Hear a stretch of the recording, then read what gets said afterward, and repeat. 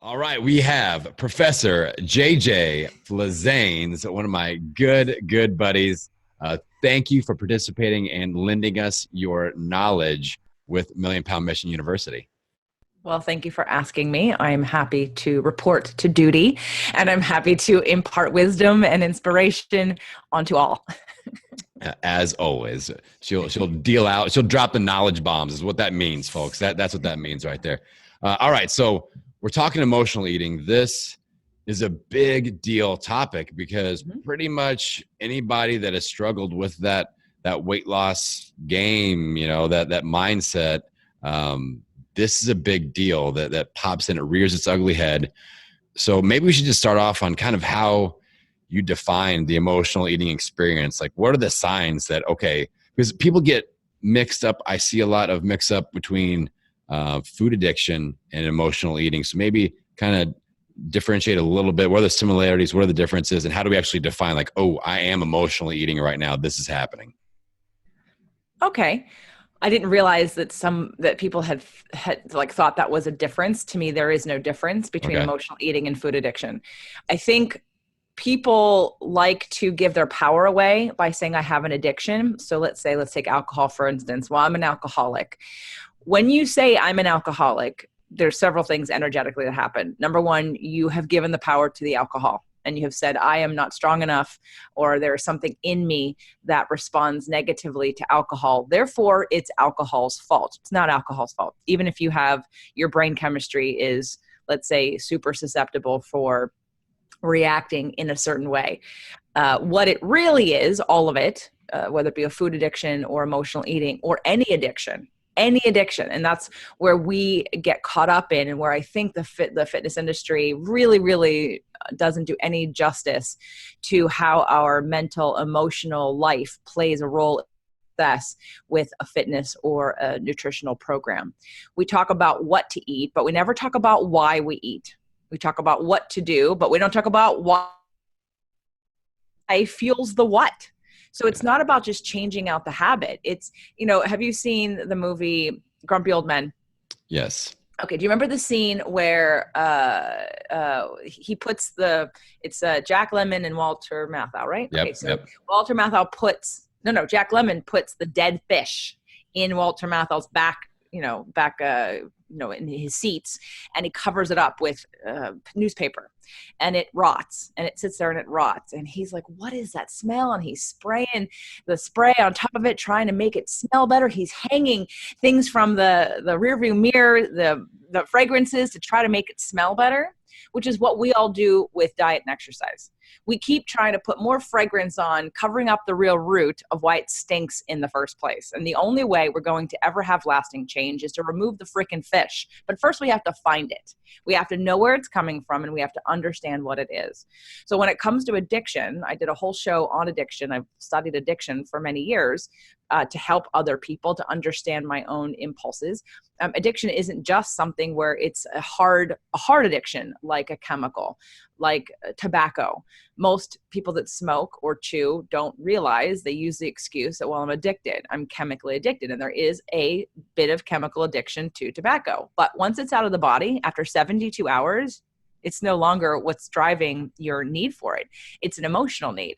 So when we actually look at the science behind an addiction and why and how those things sort of play out. In fact, I just did my Release What Weighs You Down event, and we discussed the gut-brain connection, which I'm going to be doing a lot more of on my show, because the gut-brain connection can show you why most people who are on antidepressants shouldn't be on antidepressants, because we're medicating an idea when we are not getting the right neurotransmitters to our brain for even the right kind of chemical release in our brain that can help to balance some of our emotions. Now that's the chemical side. Now then there's the processing side. How, when something happens to us, a psychological, I call it the anatomy of emotion. And when I teach this in corporations, or when I teach this individually with people at my events, I go through what is an emotion, because most people just think that they just feel. Like they go out and they're like, oh, I feel bad. I didn't feel bad. Now I feel bad. It must be your fault, or it must be that thing.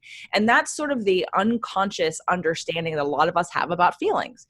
And that is absolutely not correct. Feelings don't just exist. Feelings are a result of an interpretation after you observe or think of something or visualize something. And even before that, our beliefs color that whole process. So there's this whole process that I go through under the anatomy to explain to people really how your emotions work. And so when you have a feeling, to be able to really process that. And so when it comes to emotional eating, and again, this is an external problem. It's not the food's fault. The reason why we have an addiction to anything, and it could be literally technology, being addicted to your phone, being addicted to chaos, being addicted to putting out fires. How many people do you know that are addicted to the story that they can't ever rest or they can't take a break because their life is too crazy? They use it as like a martyrdom thing. Like, oh my God, you should. Yeah. That's big with entrepreneurs. Huge with entrepreneurs, which, when you look at why did any of us get involved in being an entrepreneur, it wasn't so that we could wear the stamp of tired, fatigued, overworked, and not having any fun. Everybody gets into this because they go, I want to have more freedom, I want to have more money, and I want to have more time. And so when you're not doing that, then you have to, basically say the excuse of why you're not living the perfect dream life you thought you would. And the excuse and the way to feel really good about that is to be like, oh, I'm so tired, I work so hard. So we have all these emotions, and when we aren't able to process and express them, for a lot of people are very uncomfortable with most of their emotions. Most people aren't even aware of their emotions. They don't know what it feels like in their body. They don't know what happens when they feel anxious. In fact, anxiety, I've done, a dozen shows on anxiety. Anxiety isn't even a feeling. Anxiety is a body sensation. Anxiety is energy that hasn't been expressed. So if I look at something and I worry or I'm afraid and I don't process that, I don't problem solve it, I don't make peace with it, I don't look at it and figure it out, and I have this sort of jiggling going on in my body somewhere, stomach's in knots, maybe it's that your neck is tight, maybe it's that you can't sleep, maybe it's that your mind is racing, and you just know you don't feel good. What do you think you reach for to try not to feel that way? For a lot of people, it's food. Yeah. For some people, it's alcohol. For some people, it's smoking or tobacco. For some people, it's I had a boyfriend once years ago who was such a workaholic. I actually literally chased him down, like sat in a car with him and just didn't say a word. And because it was so obvious that he just run. He was like a runner. Like, I don't want to face it, so I'm going to run. And I'm not trying to pick on you men, but there aren't a lot of men that I think are representing healthy emotional processing. Yeah. There aren't really a lot of women who are representing it either. I'm trying to become a role model in this world to be able to neutralize and bring emotions down to the judgment that we've had in the past, that it's not okay for men to cry, or showing emotion means you're weak, which is so not the case at all. Right. Having strength is really being able to face the fear or embrace the anger and choose to use it in a positive way. Our emotions, how I like to explain it to people that I think makes it a little bit more scientific.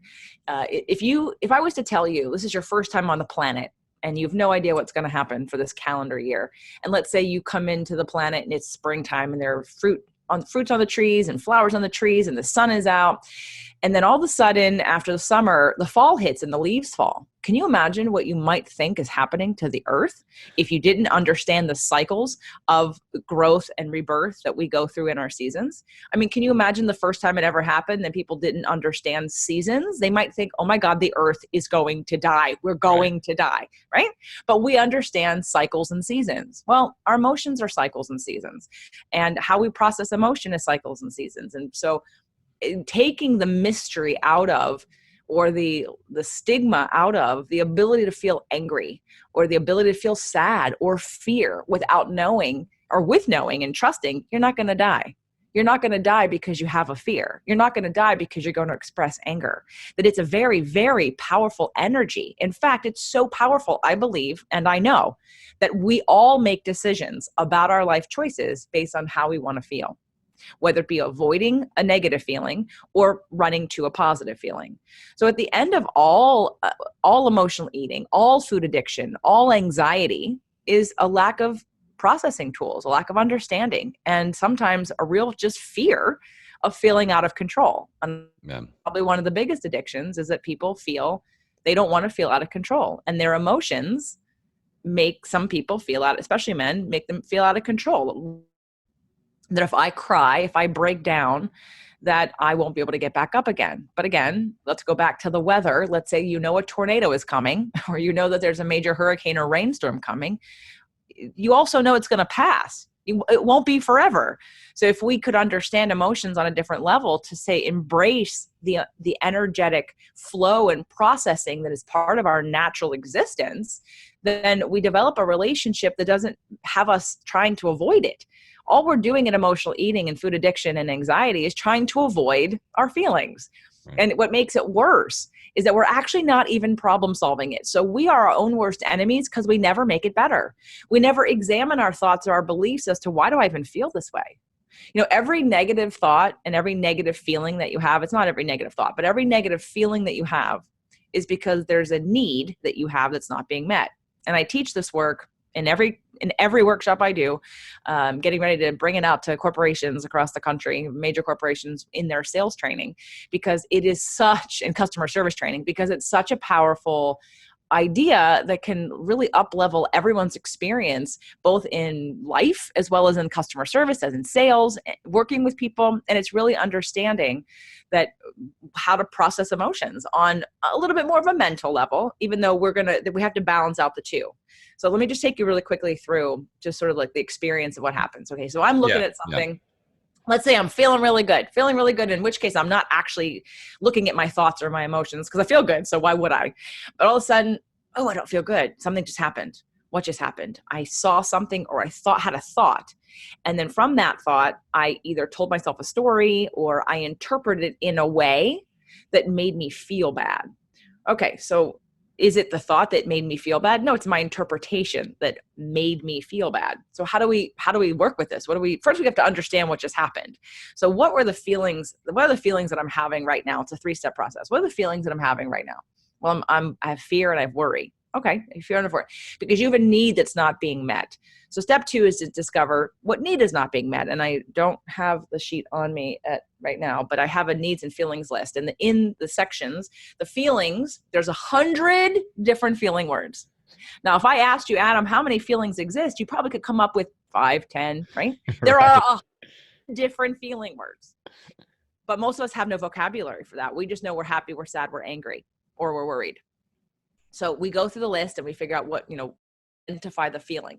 Now, for some people, that is very freeing for them to just go, wow, this is how I feel. And all of a sudden there's a freedom that comes along with that. Like I didn't know that's how I felt. Wow, I have that feeling.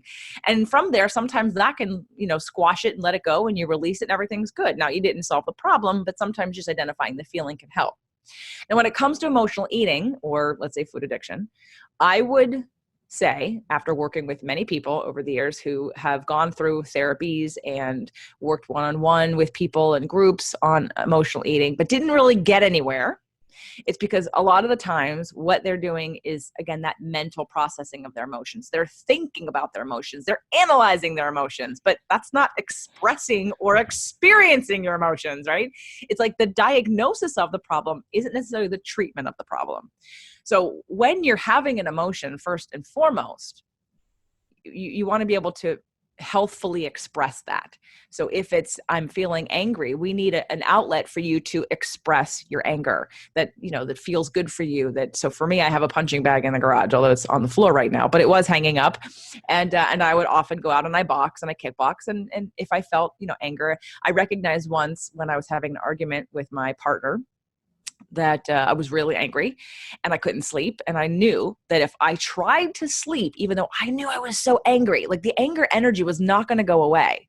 So I went outside and I punched the bag and then I started to cry. And then once the energy had been released, I could go to sleep. So I'm looking at it mechanically, but I have to express it. I have to get it out of me. Think of like an energy bubble that's in you. It's almost like gas, right? Like it has to leave you. You can't hold it in. You have to let it out. Otherwise, if you're holding in it again, that's when we're eating or we're doing something. We're trying to push it down. And when you push it down and you keep pushing it down, it's only going to cause disease, more pain, and create anxiety.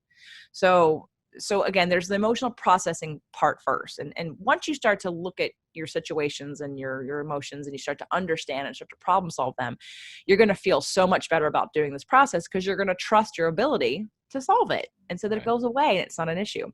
But then so there's the analytical side and then the feeling side. So I would recommend everybody who has anxiety,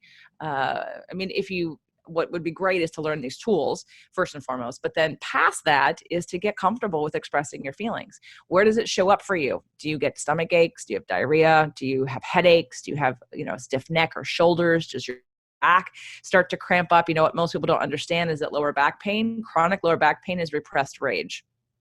And while it may be fine that you go to the chiropractor and you work out and strong and you have acupuncture, because I've done all of this, right? I don't have back pain, but you can do all the right things physically. And if you still have back pain, it's not a physical issue. I don't even care if you have a bulging disc, because most of us have a bulging disc. That doesn't necessarily mean it creates pain. And that work is based on Dr. John Sarno's work, healing back pain, who was a surgeon for 30 years on backs, came out of that realizing that, nope, this isn't physical, this is emotional. So anyway, it's a great book, Healing Back Pain, Dr. John Sarno. He's passed, but he's amazing. And he's not even, you think like he'd be woo-woo. The man is so boring to listen to. Like I like when I watch his video, because I expected him to be more like emotional, and he wasn't. He's like a dry doctor, but a dry doctor who realized after 30 years of doing the best freaking back surgeries on the planet that this is not a physical issue. This is emotional. Wow. So there's some proof to that. So we go through like experiencing your emotions, and there's processing. So I was on the needs list, right? So the needs list, the feelings are 100. There's an 86 different needs. And again, most of us, our relationship to that word need, that might feel bad. Like, Are you saying I'm needy? Are you saying I'm dependent? Are you saying I'm weak? No. You have a need for air. You have a need for water. You have a need for shelter. You have a need for safety. You also have a need for play. You have a need for compassion. You have a need for contribution. You have 86 different human needs. And most of us are in denial about them because we don't think like that. We don't have the vocabulary for it. We've never been taught how to identify what our needs are. And when you start to problem solve your situation by identifying and having an awareness around, what am I feeling? Okay, I'm feeling this. Second step, what's the need that's not being met that's creating this feeling? Okay, once you get there, step 3 is, okay, what strategies can I create to get the feelings or to get the needs met? However, there's a caveat. What strategies can I take to get the need met that doesn't require anyone else to be different? And that's when the true work begins, to challenge your beliefs about how much power you have versus how much power you give away to others. I love that. So this whole system is boring, hence why I call myself an empowerment strategist, because too many people believe that they feel powerless, which is what depression is. Depression is powerlessness. When you have the belief that you are powerless and you can recognize and claim your power back, you won't be depressed. And there are different kinds of depression. There is a chemical depression, but most people aren't really having chemical depression. They're having lack of good neurotransmitter substrates in their gut that reach to their brain depression. They're having situational misunderstanding depression, where they're carrying a belief that's not true depression. Most people don't have chemical depression that needs drugs first and foremost. If you're going to go on drugs, in my opinion, and again, I'm going to do a whole series of shows on this because I'm super passionate about, I'm not opposed to medications if you have exhausted all the other things that contribute to your body creating your own substrates in the first place. If your diet is perfect, if your probiotic level is perfect, if your gut flora is perfect, if your mental capacity and understanding of the situation is on par, and you can tell me your part in all this, and from a spiritual side, from an emotional, psychological side, like what I just went through, if you can tell me all of that and we're still off, okay, then your chemistry is off and you need a little bit of help. Cool. But most people aren't doing that. Most people eat too much sugar. They're eating gluten. They're eating way too many carbohydrates. They have way too much insulin pumping through their system. And they're not producing serotonin, or they're taking too much melatonin. So now their chemistry is completely out of whack, and they're wondering why they feel bad. So you have to look at the whole picture first and say, there is a consequence to going on medication. The medication might help you get from point A to point B, and maybe you need that right now. Maybe something really tragic happened and you don't have these tools, you don't have these skill sets, but you need some help. Okay, but it's a bridge to get from point A to point B. It's not supposed to be the ride you take forever, so you don't kill your liver and your kidneys trying to flush out all these chemicals that you're digesting. And it's a crutch for not learning how to process your emotions. Because when you learn how to process your emotions, when you can go into truly healing whatever is eating you, life is better. Just like all over the place, life is better. There is no need to feel, I don't feel restricted in my life. And yet my diet compared to most people is what they would consider extremely restrictive, but it's not restrictive at all. I've been trying to get Doug to maybe eat better care of his health in certain ways. Not that he does a bad job, he does a great job. But when he came to the event and I put him in front of Jeannie and she was teaching about brain and gut health, and there was sudden now, I mean, there's been this, like, there are greens in every meal.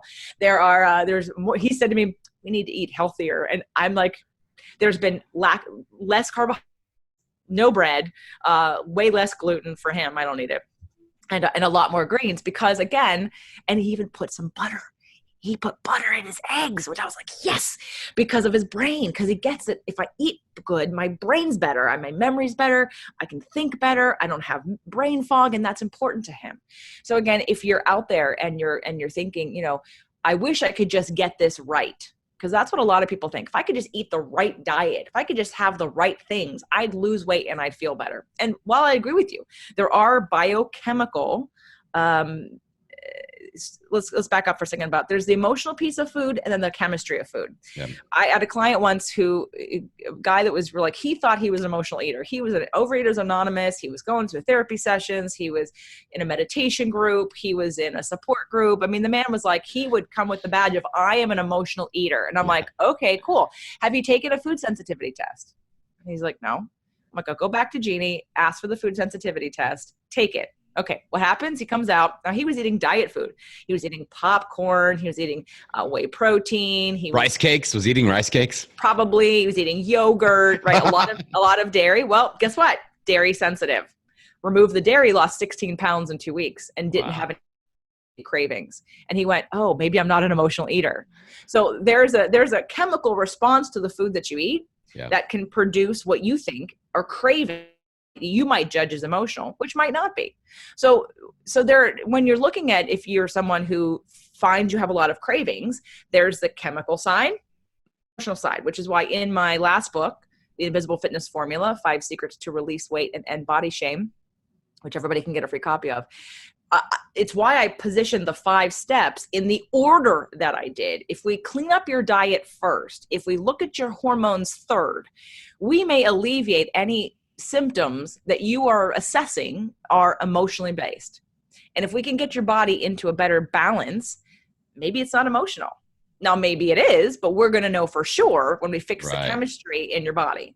And by the time we get to step 4, which is when we deal with emotions, we're going to know, are you calmer now that your diet's cleaned up and your chemistry lab is in a better balance? And if you're not, then it's emotional, and we need to go down that path to at least uncover where the issue really is, so that you're not like that guy who's walking around thinking, oh my God, I'm such an emotional eater, when really he was just sensitive to dairy, which caused cravings and caused him to hold water. So he lost 16 pounds in 2 weeks, right? Well, no, he was a big guy. He was a really big guy, so it was easy. But then all the cravings went away. Same thing for me and gluten. I gave up gluten, and the cravings for food went away, like in the first 2 weeks, and I lost 6 pounds in 10 days. So we have to look at both of those things. But I would say that we often discount at a level that I think is a disservice to all of us. That if you're on a food program, you're on a diet, you're on an exercise program, and you haven't looked under the hood to find the dead fish, good luck, because you're just going to keep trying thing after thing after thing. If you truly are eating to numb your feelings, if you have anxiety and you say, oh, I have anxiety, it's not a disease, people. It's energy. It's in you. It needs an outlet. And it has to do with lack of trust. It has to do with worry and fear. And until you look at it and you're going to bounce back and forth to these different things. You're going to keep buying air fresheners and air fresheners and air fresheners this entire time and wondering why none of it works. Is because we're not looking at the right thing. Right. You truly are an empowerment coach, because in these situations where with emotional eating, these, people who really, I hate to use the word crutch, but it's kind of, like you've explained, it's kind of that crutch that they use. Like, this is this thing that's being put upon me, but you're kind of going, no, we've got to own the situation, because if we can't own the situation, then we can't accept the fact that no one else might be coming to save us. Like, we have to take action for ourselves as well and own that part and be kind of the own hero in our movie, so to speak. And so that's a huge step. So if you guys didn't catch that whole part, like, you've got to own the situation. That's the initial stage of this. I mean, do you feel like that's correct in your assessment there, JJ? Yeah, nobody can make you feel anything. Maybe I should have started that way. Nobody can make you feel anything ever, even if they're yelling at you. So I've been teaching this. Doug and I've been teaching this when we have sort of customer service clients and stuff, and it's always fun to get them in that aha moment of like, huh? And they're like, okay, well, I get that personally, or professionally, but what about personally? What if someone's really mean to you? And I said, okay, well, and then we go through the process and they go, oh, okay. There's a movie that we watched. It was a Netflix movie. I think it was called Anniversary. And it was the perfect, like, I love watching shows that can like give me a visual that I can say, like I said to Doug, do you remember that character? There was one character, the main guy, and he and his girlfriend had broken up on their anniversary, and they were both trying to figure out if they're going to stay together. And then she called him, and then he was in a real good business meeting with this woman, this model who owned this t-shirt company. And she was very stoic, and she was very, like, you might say she was kind of snobby. She was just stoic. She just didn't want to play with them. And she wasn't like nice, but she was to the point and direct. She was a business owner. Anyway, so he was all flustered in their meeting, and he's distracted, and he's getting called, and then they ruined her shirt. And she's just like solidly like not reacting. And then they meet up later, and he yells at her, I don't want to work with you. You're a biatch, blah, blah, blah, blah. Right? He's yelling at her. And she's, again, so it didn't go well, did it? And it was the perfect scene to show people that you don't have to react. When people are yelling, like, she knew in that moment that he was upset about what had happened with his girlfriend. It had nothing, or even though he was yelling at her and saying he did all these like mean things to her, she knew had nothing to do with her. And she was solid enough to not care. So it didn't bother her at all. Well, doesn't it mean that they tried to hurt me? You feel hurt for two reasons. One, you respect that person and you somehow agree with them. So if they're saying something mean to you, because think about a situation where someone has said something to you that you don't agree with, it doesn't land the same way. Someone can say to you, you're not a nice person. And you can think, no, I really am a nice person. And you go, I wonder why they think that. Right. And I can be in observer mode and not be triggered by that. But anytime someone says something that triggers you, your wound is already inside. And all they did was show you that you agree with that, or that you have a wound to heal. So we're constantly a reflection of what's going on internally. People are just mirrors for you.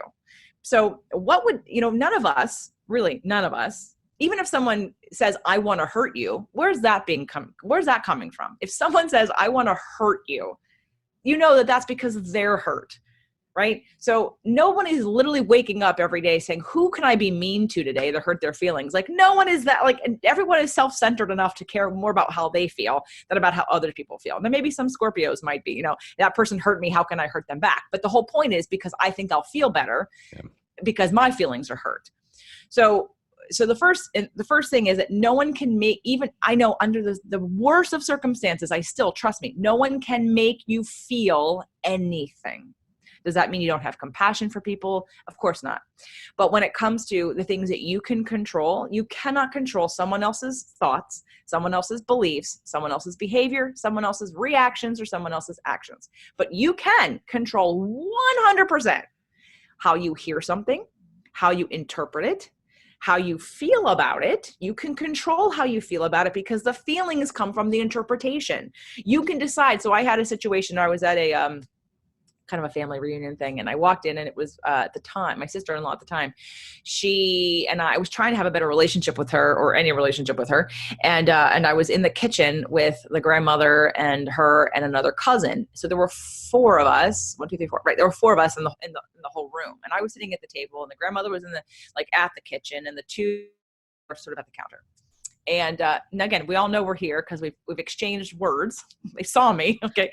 At some point, my ex-sister-in-law says to the other cousin, "Hey, do you want to go for a run tomorrow?"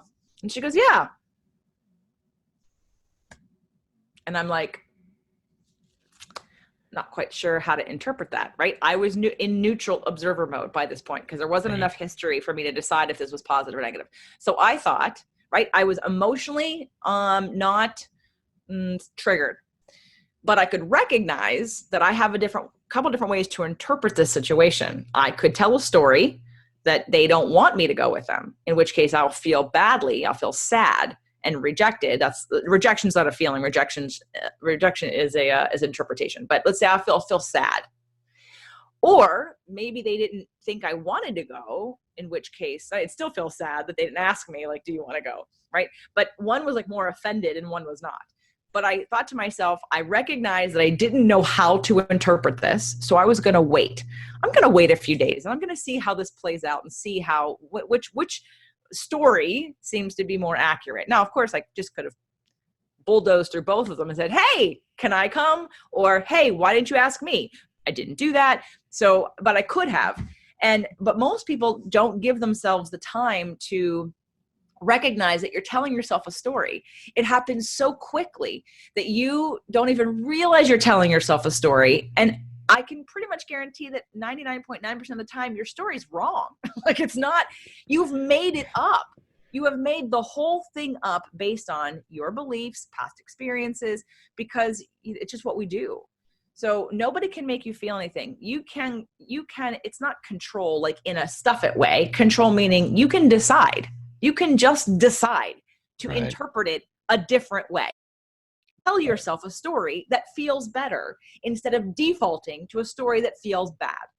And that is where you have complete power in interpretations, in how you're hearing it, and then in your belief. Let's even like raise up higher in your belief about the whole thing.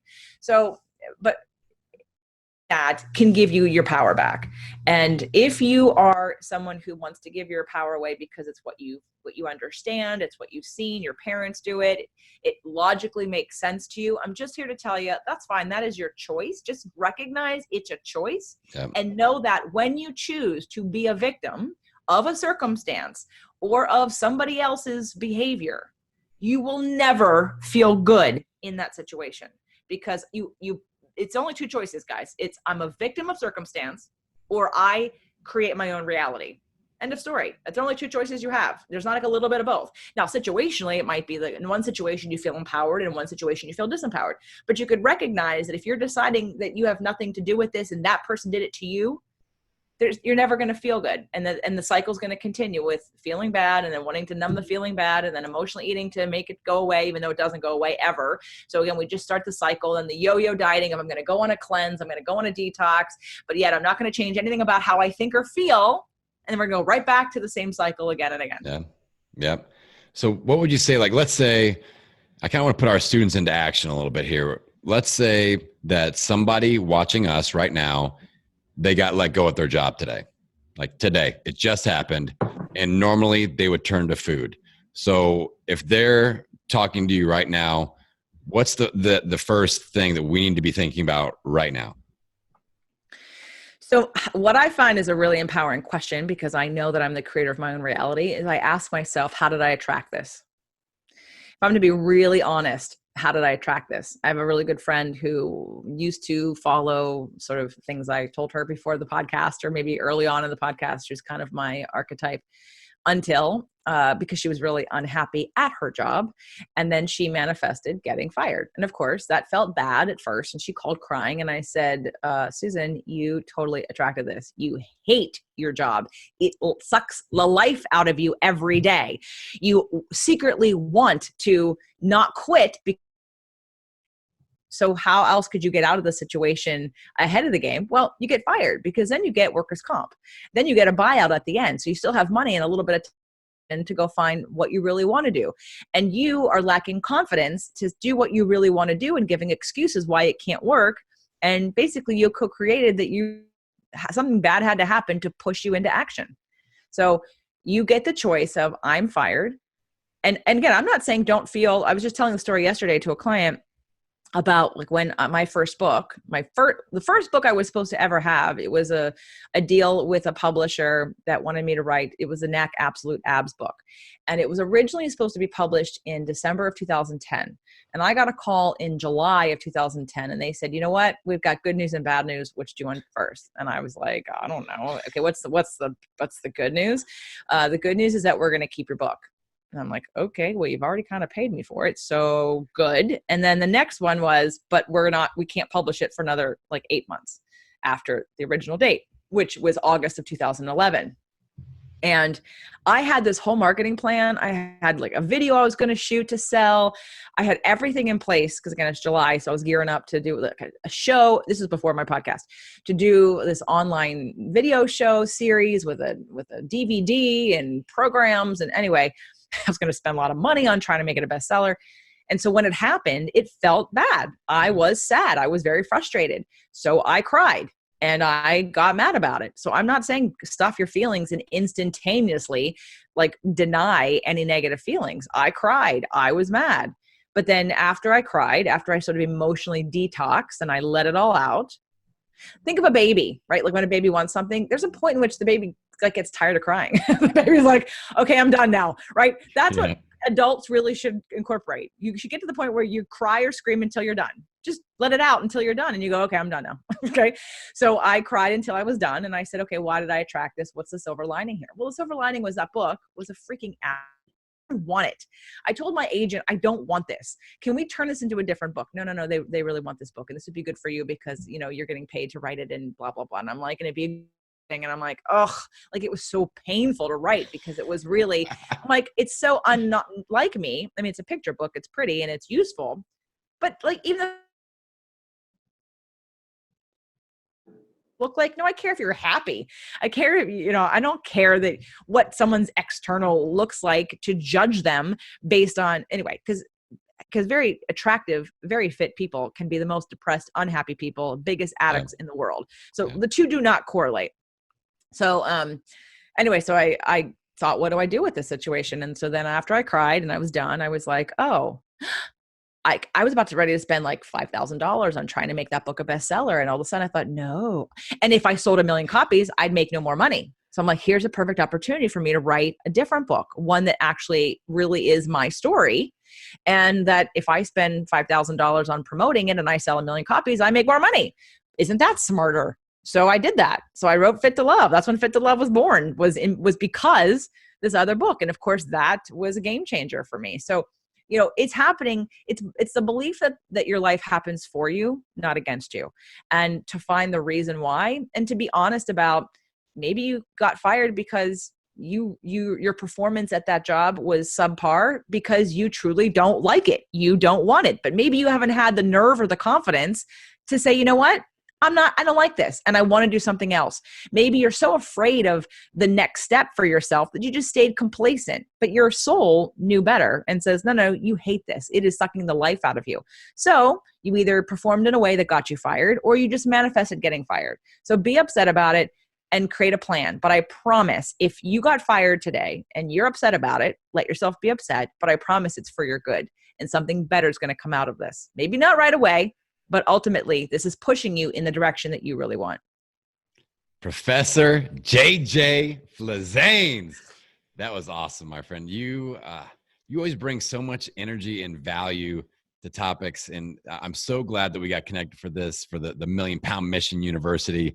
I just appreciate you, my friend. This has been awesome. This is, like I said at the beginning, this is an issue that so many people deal with, and I knew that you were the right person for the job on this one. So hopefully you guys that are watching, I'll post all kinds of information below the video on how to connect with JJ.